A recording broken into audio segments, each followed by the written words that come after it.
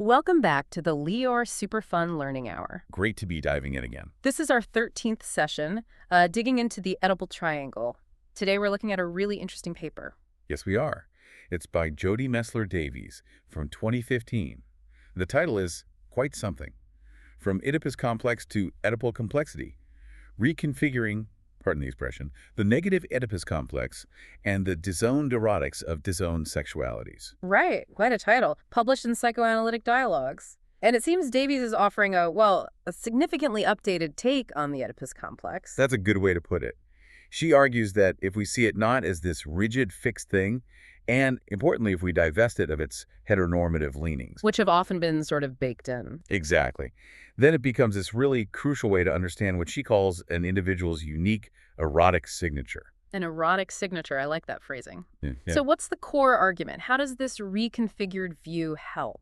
Well, the thesis is that this Oedipal complexity serves as a kind of royal road, echoing Freud, but taking it somewhere new, a pathway to unlock erotic inhibitions. And allow for more expansiveness. Precisely. More sensual expansiveness. The theoretical underpinning here is a multiple self-state model of mind. Okay, so the idea that we're not just one single self, but made up of different, sometimes conflicting internal states based on early relationships. Yes, that's the foundation. These conflicting systems of early internalized object relations. So how does Davies start to illustrate this complexity of desire?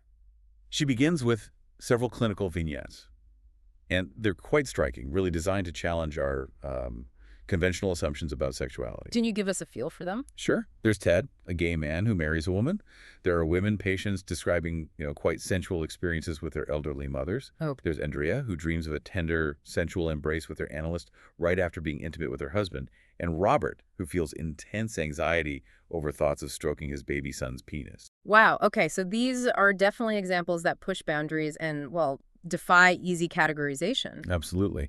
And they lead Davies to articulate this need for maybe less immediate clarity and more tolerance for the ongoing complexity. She even quotes Ted's challenge. I pay you to try and make some sense out of it. Right. That captures the frustration, but also the depth of the question. It seems she's saying the sense isn't a simple answer. Exactly. We need to tolerate the enigma. And from there, she introduces this idea of a potential psychic space within us. A space. Not like a physical place, but more like a dynamic field. Its boundaries are always shifting, oscillating. It bridges body and mind, fantasy and reality, conscious and unconscious, self and other. And the space is where desire is born. Yes, that's her formulation. It's the birthplace of desire and sensual experience. And crucially, it always happens in relation to others. Okay. And this naturally leads her to critique some of the older psychoanalytic models, right? The linear ones. That's right. She really takes issue with viewing sexuality as this neat progression, oral, anal, genital, or pre-Oedipal to Oedipal. Like climbing a ladder. Sort of, yes. And she argues, drawing on relational theory and complexity theory, that we need to abandon those linear frameworks, especially for sexuality. They're just too limiting. It feels like trying to map a landscape with just a ruler. That's a great analogy. Sure. She connects this to Adrienne Harris's work on the soft assembly of gender. Harris talks about unfettering or at least unsoldering gender from body and desire. That's soldering. That's a strong image. What's the implication of that? The implication, according to Harris and Davies, builds on this, is that once you place negative and positive Oedipal identifications, the homoerotic and heteroerotic aspects, on an equal footing. Without privileging one outcome. Exactly. And refuse to normalize sexual aims, then suddenly, she says, many possible forms of sexuality appear. And Davies takes up that challenge directly. She wants to unyork body and desire. Yes, to really emphasize the endless complexity and infinite variability of our erotic selves. For her, these positive and negative Oedipal configurations aren't just childhood phases we pass through. Right, she sees them differently. As a lifelong struggle, she calls it. A struggle to sustain erotic, romantic, sexual attachments throughout life, always open to erotic surprise. Starting in infancy, continuing into adulthood. That's a major shift. And she connects this to the self-states model, too. She does. She argues that all our self-states, within this sort of internal kaleidoscope of shifting self-other patterns, have an erotic or potentially anti-erotic dimension. Conscious and unconscious. Conscious, pre-conscious, and unconscious dimensions, yes. And this dimension is always either strengthening our relational patterns or disrupting them. So every part of our inner world has this potential charge affecting connection. This brings her back specifically to the Oedipus complex, but reformulated. Yes, she explicitly revisits her earlier work on reformulating it from a relational perspective, focusing on what she calls the fundamentally bisexual texture of our erotic imaginations. Okay, let's pause there. Just to remind listeners, the traditional Oedipus complex focused on the child's desire for the opposite-sex parent and rivalry with the same-sex one, right? Primarily setting up heterosexuality. Classically, yes. And the negative Oedipus complex then was often seen as the less developed or more problematic homoerotic attachment to the same-sex parent. Often pathologized or seen as something to overcome. Often, yes. Freud himself saw the heterosexual outcome as preferred and healthier. So Davies is moving radically away from that. Completely. Her earlier work already shifted away from drive theory and those heteronormative assumptions. She reframes these shifting erotic triangles as key to our capacity for romantic love and how that love evolves into resilient mutual relationships. And within this, we experience both success and failure, erotically speaking. Yes, she talks about us being both Oedipal winners and Oedipal losers. We have moments of erotic triumph, moments of defeat. And the balance between these, across all the important figures from childhood, structures our adult love lives. She visualizes it as triangle upon triangle, layers of triangles. It sounds incredibly complex. It is. Infinite combinations. And she stresses it's not about determining sexual object choice who we desire. It's about our capacity to sustain passion, eros, our fate as lovers and beloveds over a lifetime. And she feels the negative Oedipus complex, the homoerotic aspect, has been sidelined. Yes, she calls it an endangered species in contemporary psychoanalysis, Yeah. largely due to those ingrained heteronormative biases. So her project is to, bring it back into the fold? To halt this wholesale extradition, as she puts it. Her aim is to reconfigure the positive and negative, not as opposing or hierarchical, but as universal, dialectically related systems of object relations. Meaning everyone develops both. She presumes every child develops both heteroerotic and homoerotic systems of significant self-other organization. It's fundamental. Okay, and then she introduces another key distinction. Yes, primary and secondary Oedipal configurations. This is crucial. Explain that a bit. Okay, for someone developing a primarily homosexual orientation, the primary configuration involves same-sex erotic experiences and relational patterns. The secondary involves the other sex ones.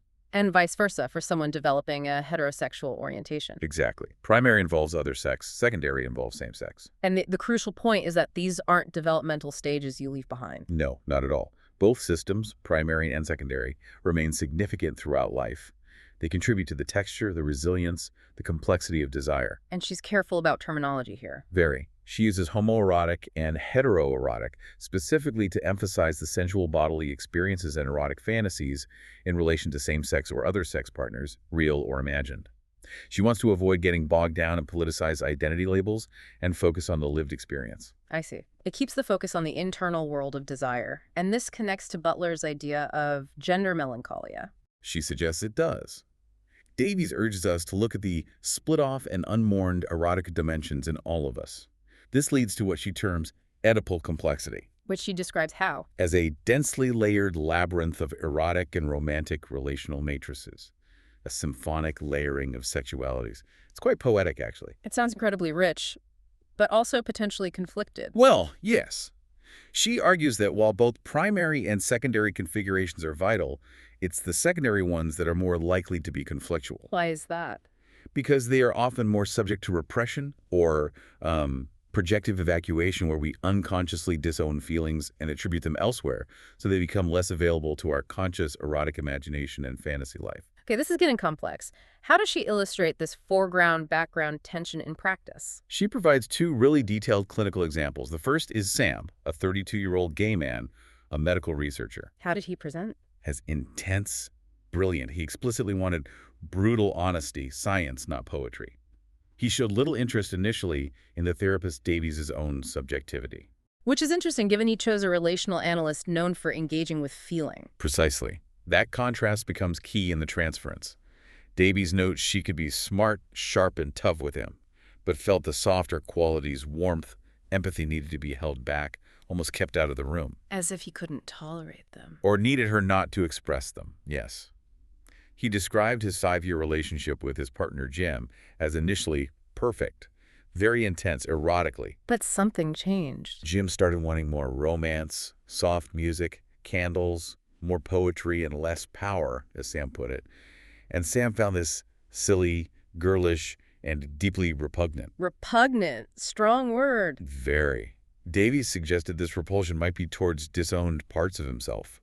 She linked it to their therapy, wondering if he needed her to keep her tenderness out. How did Sam react to that interpretation? Fiercely, with humiliation and rage, questioning why she'd even suggest such feelings could exist between them. Davies writes about her own countertransference, feeling she'd failed or perhaps was holding these toxic, disowned feelings for him. So the therapy delved into his past. It did. His relationship with his father emerged as seemingly safe, intellectual, but with an uncomfortable, aggressively passionate undertone. And with his mother, well, he felt responsible for her loneliness. How so? She'd been hungry for his little boyishness, leading to that confusion of tongues where warmth gets mixed up with erotic need, followed by her abrupt withdrawal. A very difficult dynamic. That sounds incredibly confusing for a child. Was there a turning point in the therapy? A significant dream emerged after Jim moved out. Sam dreamed he and Davies were fucking, but in the dream she whispered, "Make love to me, Sam." Wow, how did he process that? Initially, with rage again, strongly reasserting his gay identity, but eventually, quietly, tremblingly, he recalled the whispered phrase, "Make love to me." What did that signify in the analysis? It revealed how the intense intellectualism with his father was the acceptable emotional landscape. The extruded emotionalism, the softer feelings, represented by Jim and now by Davies in the dream, was the dreaded, dangerous territory linked to potential maternal engulfment or abandonment. So Davies in the dream represented something complex. Yes, she interpreted herself as becoming a figure holding all these conflicting parts. Man-woman, a father-mother, a bigendered bisexual other, holding his terrifying, unacceptable desires. Making love, in that context, meant grappling with all the denied, undigested nausea of his past. A powerful example of working with that secondary repressed configuration. What about the second case? Samantha, a 47-year-old heterosexual woman, came for inexplicable anxiety attacks. Outwardly successful, but little insight. Marriage was happy enough despite meaningless affairs. How does she present initially? Davies describes her as having a stunningly well-coordinated appearance, initially mesmerizing. This actually triggered Davies' own countertransference. In what way? Feeling inadequate, frumpy, too dowdy, too old. It brought up adolescent feelings of rejection, which hinted at Samantha's own underlying dynamics. Interesting. How did the dynamic evolve? Davies started noticing the coercive quality of Samantha's humor, feeling pulled into an unholy alliance where bonding meant targeting someone else. She realized Samantha was like a grown-up corporate mean girl. And her background shed light on this. Yes. Her mother called her a cold fish, openly preferred her brother. Her father, though, cultivated her style, doted on her, but was also derisive of mother for growing old and dumpy. So complex identifications there. Very. Samantha identified with her father's lean body type, found breasts and hips ugly, felt strange looking at women's bodies. Davies links this to an identification with the father's own aversion to the mature female form, suggesting a secondary Oedipal organization within him. And this impacted Samantha's development. Profoundly. She became anorexic to stay prepubescent, used sexuality perhaps as a substitute for missing maternal closeness, and projected her vulnerability onto other girls, becoming feared and envied. Davies makes a side note about the mean girl phenomenon here. Yes, suggesting it might sometimes represent a kind of failure of homoerotic mother-daughter love surfacing at vulnerable times. And maybe this failure also feeds into the rejection of the female body in eating disorders. It's a provocative thought. What happened later in Samantha's analysis? After 5 years, her father died. During that grief period, she found herself climbing into bed with her mother, feeling both intense yearning and revulsion, much like one of the initial vignettes. In dreams. Yes. She dreamed Davies tried to seduce her. She felt aroused, but then grabbed a knife and cut Davies' body to shreds to stop her own urgent, craving desire. Again, intense feelings around this homoerotic theme. Exactly. It was amidst these homoerotic yearnings and horrors relating to both her mother and Davies that she had a realization. What was that? Her panic attack started precisely when her own daughter, Emily, reached puberty and developed breasts and hips, the hated, dreaded, deeply desired female form. Later, Emily herself wanted breast reduction surgery. Wow. The intergenerational impact is clear. Yeah. So for both Sam and Samantha, digging into this secondary constellation was key. Absolutely. It brought previously unavailable, unconscious dimensions of their erotic lives into awareness. For Sam, it was about integrating the difficult maternal erotic and the denied paternal homoerotic. Yes, finding a way to allow for passion and tenderness, not just the rigorous intellectual defense. And for Samantha, it was confronting that profound, unrealized yearning for a sensual bond with her mother, which had fueled her rage and difficult relationships with women. That secondary Oedipal configuration of iciness, rage, and evacuated longing, as Davies describes it. But Davies makes a crucial point about outcomes, doesn't she? She does. Yeah. She emphasizes that for both Sam and Samantha, this deep analysis of primary and secondary configurations had no observable impact on their primary sexual orientation. Sam remained gay, Samantha heterosexual. So it didn't change who they loved. No. But she says it had a profound impact on the way in which that love was expressed. How so? It impacted the resilience, robustness, and freedom, a kind of polymorphous playfulness in the transformation of erotic fantasy into actual experienced sexual pleasure. It changed the quality and freedom of their erotic lives. That's a really important distinction. It's not about changing orientation, but enriching experience. Precisely. And that's where she uses the kaleidoscope metaphor. Where she once looked for fixed complexes, she now finds infinite complexity, constantly shifting patterns of identification, male-female erotics, maternal-paternal erotics, homoeroticism, heteroeroticism. It's a much more fluid and, well, complex picture. How does she conclude the paper? She finishes by comparing sexual attraction not to chemistry, with its predictable formulas. Which implies we can figure it all out scientifically. Right. But instead she compares it to alchemy. Alchemy. Which is, as she says, not reducible to formulas, no predictable equations, resoundingly unscientific. It speaks to the magic, the mystery, the inexplicable transformation in love and desire. That resonates. It acknowledges something beyond a simple explanation. Yes, and she quotes Stephen Mitchell from Can Love Last about romance requiring fascination with the unique forms of life we create together, tolerating fragility, appreciating how realities and fantasies weave together. A beautiful quote to bring in. And she loops back to Ted, the patient, from the beginning. She does. She said she can't offer him certainty and closure about his erotic shifts. And she asserts that Ted, after years in analysis, wouldn't be looking for that simple answer anyway. Because the complexity is the point. Exactly. These fluid, complex, sometimes paradoxical aspects are our human experience of love and desire. So, reflecting on all this for you, the listener, Davies' work on Oedipal complexity really pushes us, doesn't it? It invites us to consider the richness, the sheer variability of our own erotic signatures. It encourages acknowledging those hidden, maybe disowned erotic parts within ourselves and others, whatever our orientation might be. And it leaves us with a powerful question, I think. If we move away from seeking the chemistry of certainty and desire and embrace more of the alchemy, the mystery, the complexity, how might that change our understanding and perhaps our experience of love and connection? A profound question to sit with.